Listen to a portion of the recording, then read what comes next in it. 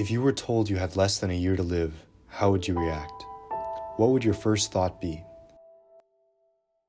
Your family? Your legacy? What kind of person would you want to be? This is the very question posed by Kurosawa's 1952 masterpiece, Ikiru. The film follows the story of a Japanese bureaucrat, Watanabe, who after devoting 30 years of his life to the public affairs community, finds he has terminal stomach cancer, leaving him only 6 months to live. Upon learning of his ailment, Watanabe is forced to come face to face with his own mortality, leaving him to seek meaning in the little time he has remaining.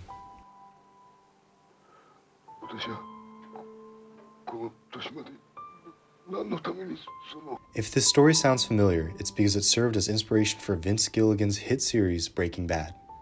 Similar to Ikiru, Breaking Bad's main character Walter White, portrayed by Bryan Cranston, learns that he has lung cancer. It's a time-honored story. In fact, in some sense, the Kurosawa movie Ikiru, if I'm pronouncing that right, and my apologies to Japanese-speaking listeners if I'm butchering it, but there's a wonderful Kurosawa movie from the 50s in which a man, mid-level, very much a Walter White type, or rather Walter White, I suppose, inspired by this man. Walter's terminal illness acts as the catalyst for change, forcing him to confront his own mortality and go on a quest for the meaning of life. Where they contrast is where the journey for meaning leads them. For Watanabe, knowledge of his mortality spurs him to make some lasting contribution to his community. Contrastingly, for Walter White, the cancer diagnosis liberates him from the constraints of ethical and legal responsibilities. Watanabe embraces his inner public servant. Walter embraces his inner drug lord. In both cases, prior to learning of their terminal illnesses, Walter and Watanabe are shells of their former professional and personal lives. Walter's high school teaching position and part-time work as a cashier are cast under the shadow of his former success as a graduate student contributing to a Nobel laureate. His failure to live up to this promising start is only magnified by the demeaning labor he is forced to perform as a cashier and line worker at the local car wash. Hey, Mr. White!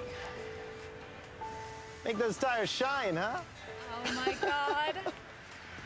Watanabe's work as the public affairs section chief is undermined by the excessive red tape prevalent in Japanese bureaucracy post-World War II. When we see Watanabe's former treatise on improving government efficiency, it is when he's using it to clean his rubber stamp. Formerly an idealist and reformer, he is now a mere cog in the machine, subsumed by the overwhelming inertia of government bureaucracy. When petitioners ask for help with draining the sewers that plague their poor neighborhood with foul mud and illness, Watanabe deflects them to another government office, shrinking his own responsibility.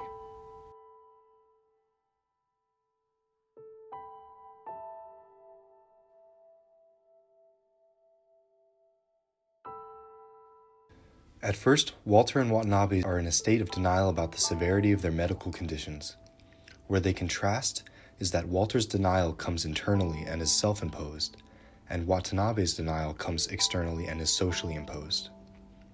Walter's reaction to news of his lung cancer is to focus on the mustard stain on the doctor's jacket. You understood what I've just said to you? Yes. Lung cancer. Inoperable. I'm sorry. I just need to make sure you fully understand. It's just... You've got mustard on your... Right there, you get mustard there. Watanabe only learns the honest truth about his illness from a man in the waiting room, not from the doctors who see him.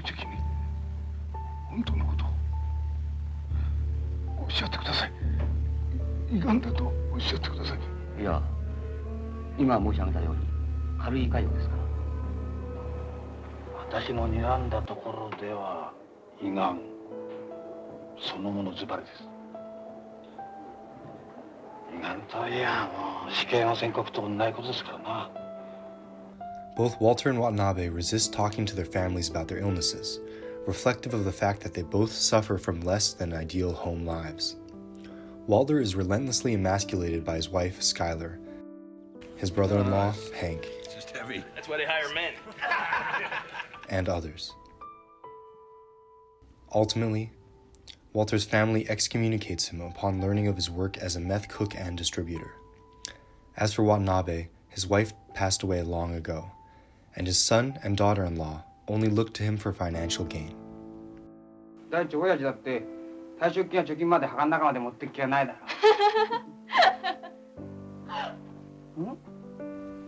When coming home, they openly discuss how they look forward to taking his money. どうしたんです、お父さん。Watanabe is never able to communicate his terminal condition to his own son because he won't listen. Both Watanabe and Walter seek to adopt surrogate family members through whom they attempt to live vicariously. For Walter, it's Jesse Pinkman, his illicit business partner and meth-cooking protege. For Watanabe, it's Toyo Odagiri, a former employee at the public affairs office who quit because she thought it was too boring.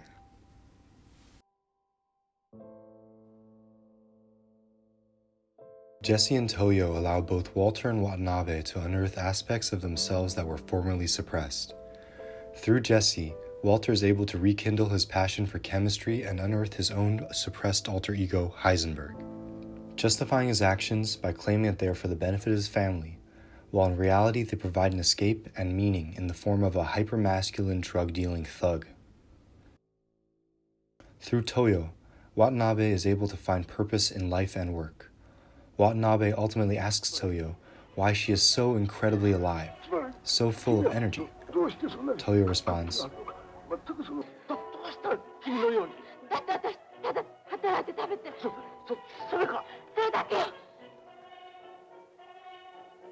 At this point, Watanabe realizes there's nothing more, no special trick, no special routine that leads one to a more fulfilled life.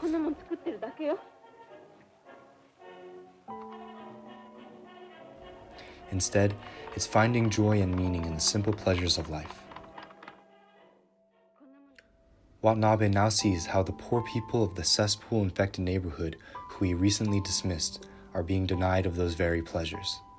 Watanabe's early idealism is rekindled, and he takes command of the gears of bureaucracy, not only to fix the drainage, but to build a playground, a place dedicated to the simple joys of being alive. Both Walter and Watanabe adopt a new hat as representative of their transformation subsequent to learning of their terminal illness. Walter transforms slowly but inevitably into Heisenberg. This is physically manifested in the form of a shaved head and a black hat. Putting on the hat allows Walter to adopt his alter ego, and thus creating a material division between the Walter of old and the Heisenberg of new. Watanabe, on the other hand, adopts a new tan hat as symbolic of his revival and embracing of life.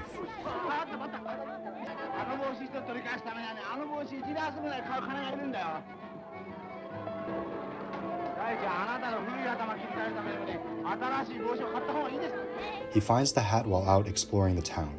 Its outlandish tan color stands out from the myriad of black hats that other people wear. Walter and Watanabe, faced with the knowledge of their own terminal illness, reignite the flame that originally inspired them to enter their respective career fields. However, they carry these torches in polar opposite directions. Watanabe uses knowledge of his death to fight for a quagmire of sewers in a poor neighborhood to be drained and the land reclaimed for building of a new public park. Walter uses knowledge of his death to start producing and selling powerfully addictive illicit drugs. Ostensibly to secure financial security for his family, Walter sacrifices the community for his family. Watanabe sacrifices his family for the community. Both characters die solitary deaths in beds of their own creation. Watanabe, in one of film's most hauntingly beautiful scenes, dies happily sitting on a swing at night in a gentle snowfall at the park which he built. Walter dies alone wandering in the meth lab from which he liberates Jesse. Both Akiru and Breaking Bad appeal to the transformative power of facing mortality, purging life's inessential and revealing the authentic. Forced to confront death, Watanabe becomes enlightened to the essential meaning of the small joys in life. He fulfills his genuine nature as a humanitarian. Forced to confront death, Walter becomes a power-hungry drug lord, and yet we admire his grit, genius, and genuine concern for Jesse and his real interest for providing for his family. Yet the question remains, why was it that neither character led their lives to the fullest potential, potentially good or potentially evil, in the years prior to their illnesses? Watanabe could have fought for the construction of the park from the very beginning. Walter could have stood up for himself to provide a better financial basis for his family. Did either of the two really require a death sentence to see the value in their own lives? And so we return to the original question. If you were told you had less than a year to live, how would you act?